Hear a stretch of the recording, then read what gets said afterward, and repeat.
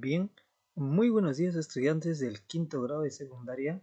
Hoy, día miércoles, nos encontramos una vez más acá en esta videoclase para poder seguir hablando, así es, de un poco de historia, de nuestra historia del Perú, ¿no? Les saluda el profesor Yosimar Chirinos y espero que cada uno de ustedes se encuentre, por supuesto, muy bien de salud en casa y con todos esos ánimos de querer seguir aprendiendo, ¿no? Posiblemente algunos ya hayan escuchado estos temas, ¿no? Se familiaricen ya un poco con ello. ¿Y cuál va a ser el tema que vamos a ver el día de hoy?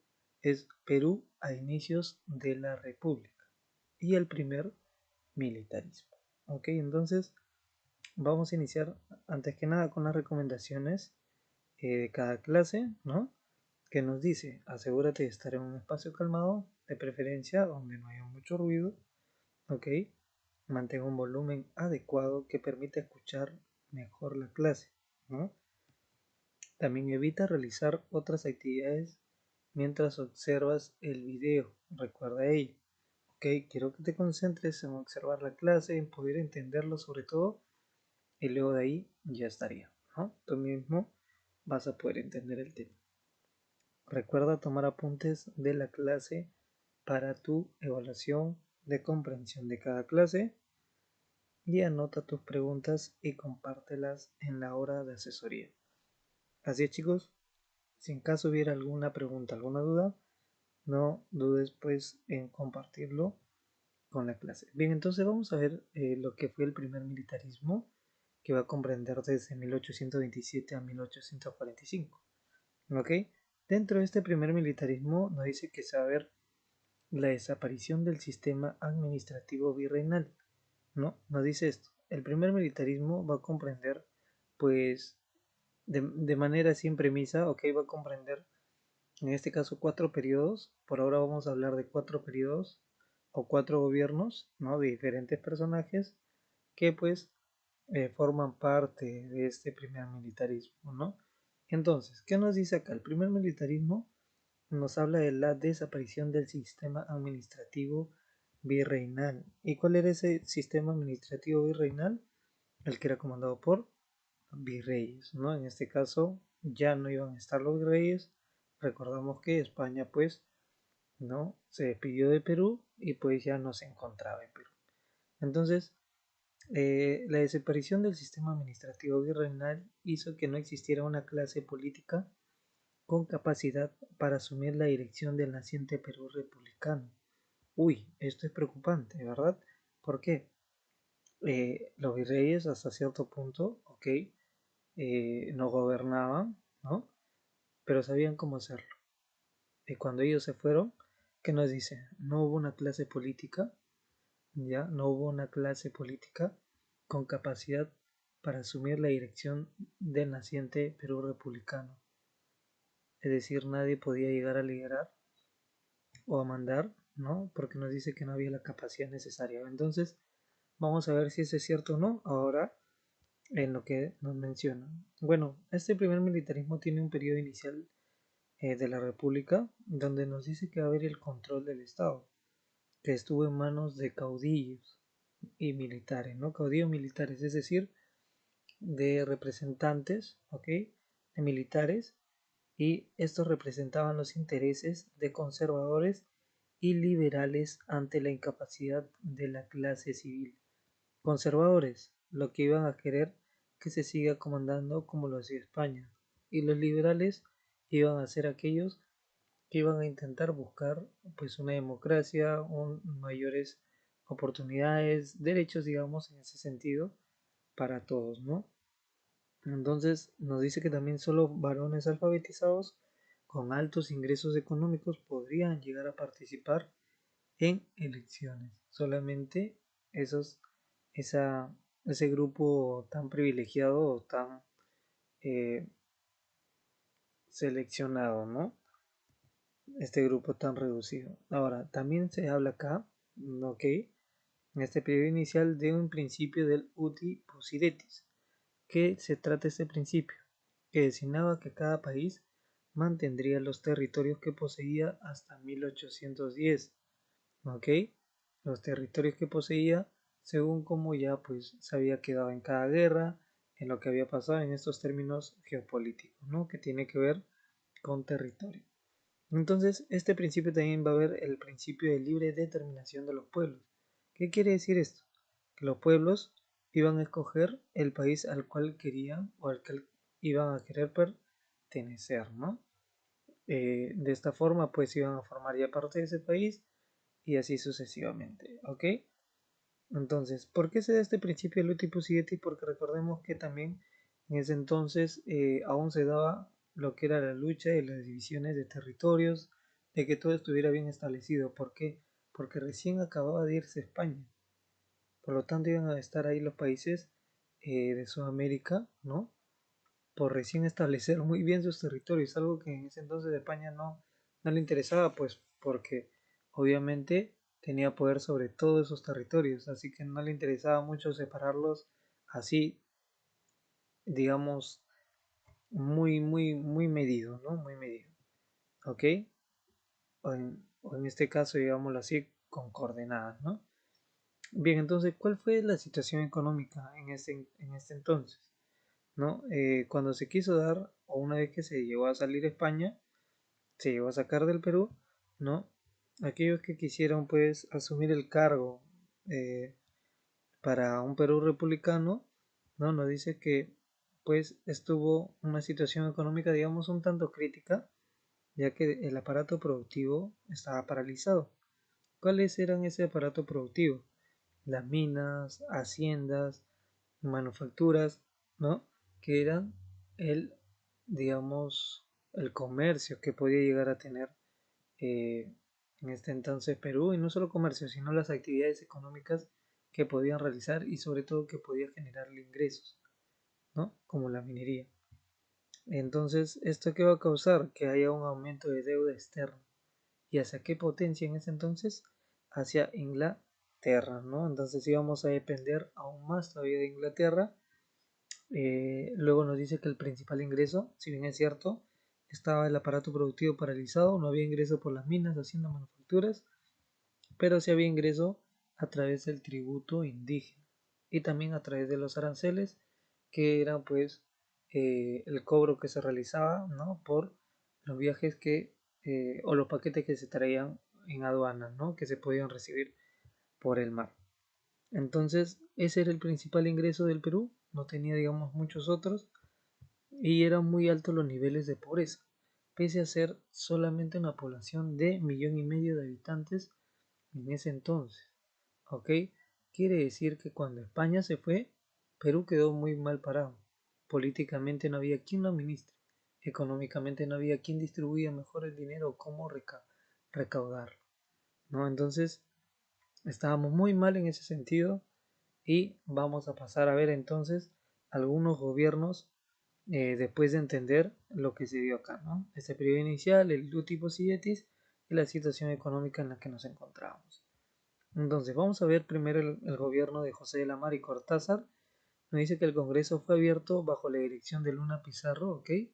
Una vez que Luna Pizarro llegó a abrir este Congreso, se llegó o se decidió por elección a José de la Mar y Cortázar, como presidente constitucional del Perú, que va a estar desde 1827 a 1829. El gobierno de la Mar. Su gobierno representa, nos dice, a los liberales, ¿ok? A los liberales, ojo, por la promulgación de la Constitución de 1828. ¿Qué nos va a decir esta Constitución? ¿No? Acá es donde se va a establecer la división de poderes, el poder ejecutivo, legislativo y judicial, desde 1800, ojo, estamos en el año 2000 y tantos, y desde el 1800 ya se manejaba, digamos, esta política de estos tres poderes, ¿no?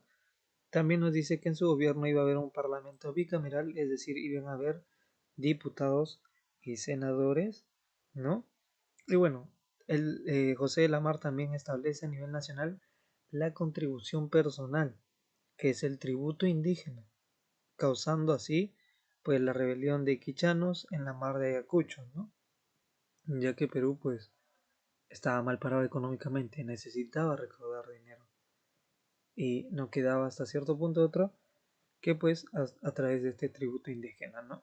Algunos mencionan que también lo hicieron pues a modo de castigo también a aquellos iquichanos que se encontraban en la mar, ¿no? Y bueno, acá también, o bueno, durante su gobierno de José de la Mar se va a dar una guerra, ya, que va a ser contra la Gran Colombia.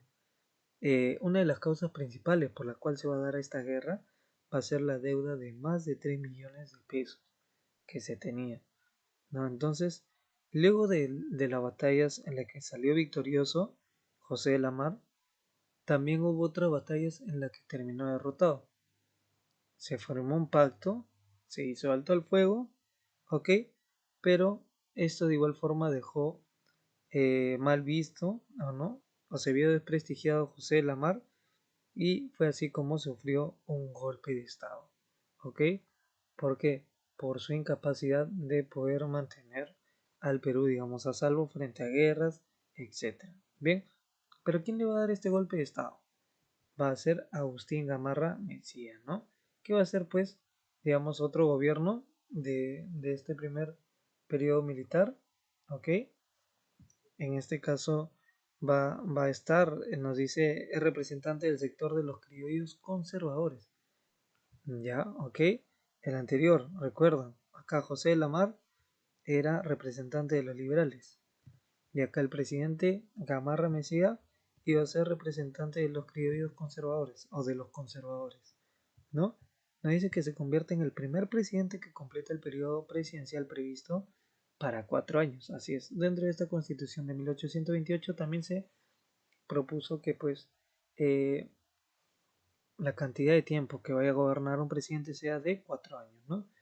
A pesar de los 17 intentos de golpe de Estado contra su estilo autoritario, ¿ok? Es decir, conservador, tenía un poder todavía autoritario. Yo soy la autoridad acá. Yo impongo la ley, impongo, ¿no? Todo lo que quiero yo hasta cierto punto imponer, porque lo considero necesario. Ese es autoritarismo, ¿ok? Y a los liberales no es algo que le agrade. Pero en este caso él iba a estar como representante conservador. Entonces, vemos que va a haber acá como que esa competencia, ¿no? Entre liberales y conservadores todo momento y esta disputa y esta lucha por el poder, ¿no? Vemos cómo el poder pues saca lo peor, digamos, de estos representantes que pues eh, en este caso no estábamos hablando de un juego, no estábamos hablando del futuro de un país, ¿no? Y miren, 17 golpes de estado, imagínense eso, o sea, es es tremendo, ¿no? Es bastante impactante y sorprendente e inestable, ¿no? Y preocupante que ello haya pasado, ¿no? Pero bueno, ¿qué nos dice? En el gobierno de Gamarra nos dice que su gobierno pues llegó a poner fin al conflicto contra la Gran Colombia mediante el Tratado de la Rea Gual, ¿no? De esta forma reconocen la independencia también de Ecuador, ¿ok? Nos dice que en ese gobierno de Gamarra también él creó el departamento de Amazonas, también fundó la maternidad de Lima e impulsó el comercio externo e inaugura el muelle del Callao, ¿no? ¿Qué más vamos a ver en su gobierno de Agustín Gamarra? Me dice que también acá se va a seguir viendo el segundo debate, pero en su mayor auge, ¿no? ¿Y cuál va a ser este debate? Entre conservadores, que va a ser un ejecutivo fuerte, ¿ok? Ese ejecutivo que se va a encargar eh, justamente de poder representar a lo que es el país, ¿ok? A través de su presidente, conservadores, ¿no? A través de esa autoridad, ¿no? Y los liberales que están, digamos, con una ideología de legislativo fuerte, ¿no? Es decir, de promover nuevas leyes, de crear nuevas normas, nuevos derechos que puedan beneficiar, ¿no? A los peruanos y de esta forma pues puedan tener una mayor libertad en cuanto a su estilo de vida, etcétera, ¿no? Entonces, entre los que destacaron acá en este debate fueron Luna Pizarro y González Vigil, ¿no? Y González Vigil va a ser quien acusó con la frase de yo debo acusar, yo acuso. ¿A quién? A Agustín Gamarra, ¿no? Y fue así como en 1833, en una convención decidió nombrar a Luis Orbegoso como presidente provisional, ¿ok? Porque bueno, no seguía habiendo inestabilidad. En este debate aún seguía habiendo pues los conservadores no es que podían ya tener un poder absoluto porque aún estaban los liberales ahí, ¿no? Claro que sí, se iba a intentar buscar nuevos derechos.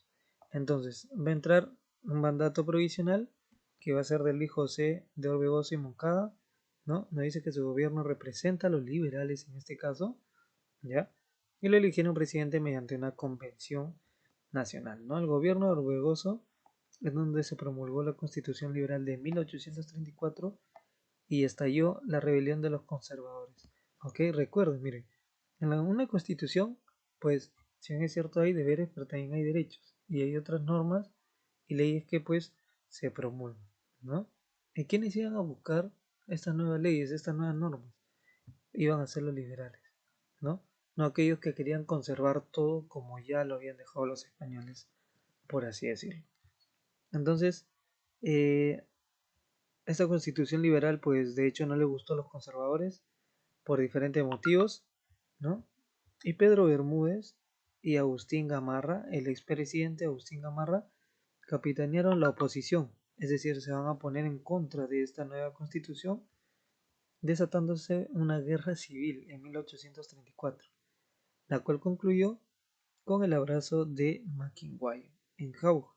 Este abrazo pues expresa la conciliación entre liberales y conservadores, es decir, Orbegoso y Bermúdez mágicamente, ¿no? Orbegoso el actual presidente y Bermúdez, digamos el expresidente, mágicamente iban a poner fin al enfrentamiento y concertar la pacificación del país. ¿Será cierto esto? Vamos a seguir viendo. Ok, sí, realmente iba a haber una paz. Ya con este abrazo vamos a ver todo por el futuro del país, supuestamente. Pero ¿qué nos dice? Sin embargo, a inicios de 1835, ahí nomás, pasado un año, miren, menos de un año, ¿no? A inicios ocurre la sublevación en el Real Felipe, encabezada por el joven general Felipe, ¿no? Felipe Salaverry, Felipe Santiago Salaverry, a sus 28 años de edad. ¿Contra quién? Contra Orbegoso. Y fue acá en el Real Felipe, pues donde derrota a Orbegoso y se proclama como jefe supremo del Perú Felipe Santiago Salaverry a sus 28 años de edad, ¿no? El presidente más joven posiblemente. Bueno, sí, uno de los presidentes más jóvenes. Y Felipe Santiago Salaverry del Solar nos dice que inició un gobierno. Y en este caso va a ser conservador. Hemos estado así, ¿no? Liberal, conservador, liberal y conservador. ¿Ya? En este caso su periodo nos llama la atención que dure poco tiempo. Vamos a ver por qué. El gobierno de Salaverry nos dice que aquí el presidente Orbegoso, ¿no? El expresidente Orbegoso, al ser derrocado, destituido de su poder, buscó la ayuda de Santa Cruz e hicieron una alianza en representación de los liberales. ¿Ok?